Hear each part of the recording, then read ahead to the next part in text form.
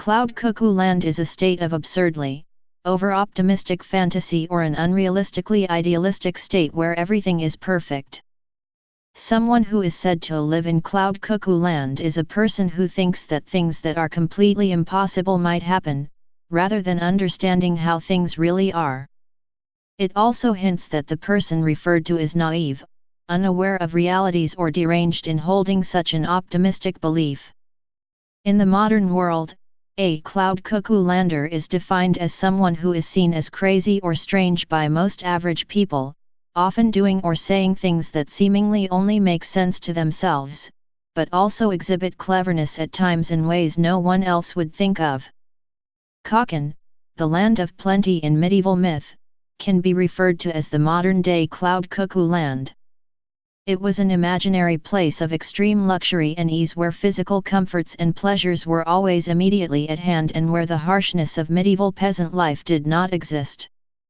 Literary sources.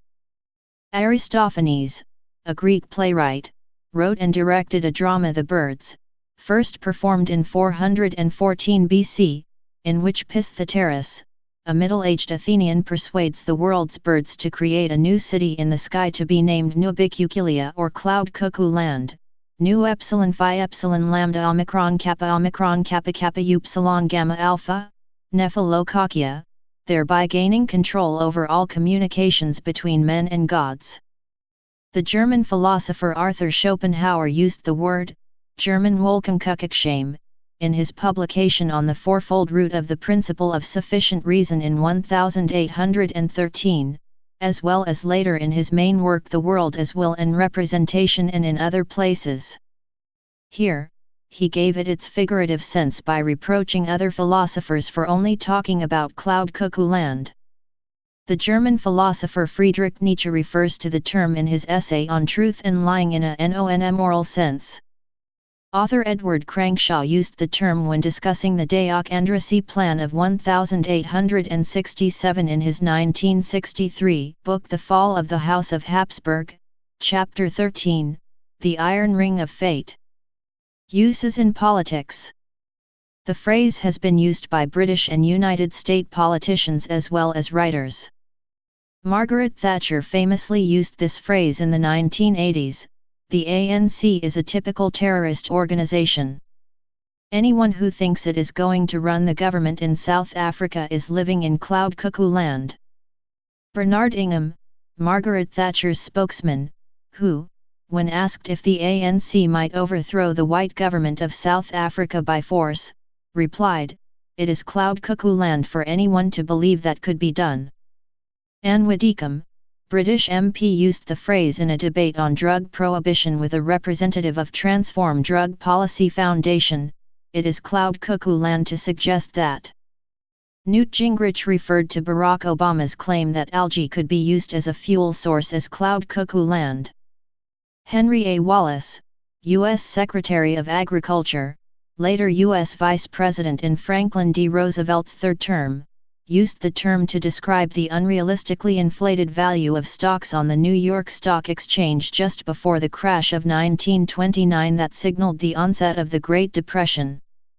In his 1936 book, Whose Constitution? An Inquiry into the General Welfare, Wallace describes a cartoon in a popular weekly magazine which pictured an airplane in an endurance flight refueling in mid-air, and made fun of the old-fashioned economist down below who was saying it couldn't be done. The economic aeroplane was to keep on gaining elevation indefinitely, with the millennium just around a cloud, p. 75. Wallace wrote that Wall Street's practice of lending money to Europe after World War I to pay interest on the debts she owed us and to buy the products we wanted to sell her, was the international refueling device that for 12 years kept our economic aeroplane above the towering peaks of our credit structure and the massive wall of our tariff, in cloud cuckoo land. Paul Krugman used the phrase referring to inadequate German economic politics toward failing members of the European Union. Basically, it seems that even as the euro approaches a critical juncture, senior German officials are living in Wolkenkugelsheim cloud cuckoo land. June 9, 2012. Yuri N. Maltsev, an Austrian economist and economic historian, uses the term to describe the lack of promised results in the communist states in his foreword to 1920 essay by Ludwig von Mises.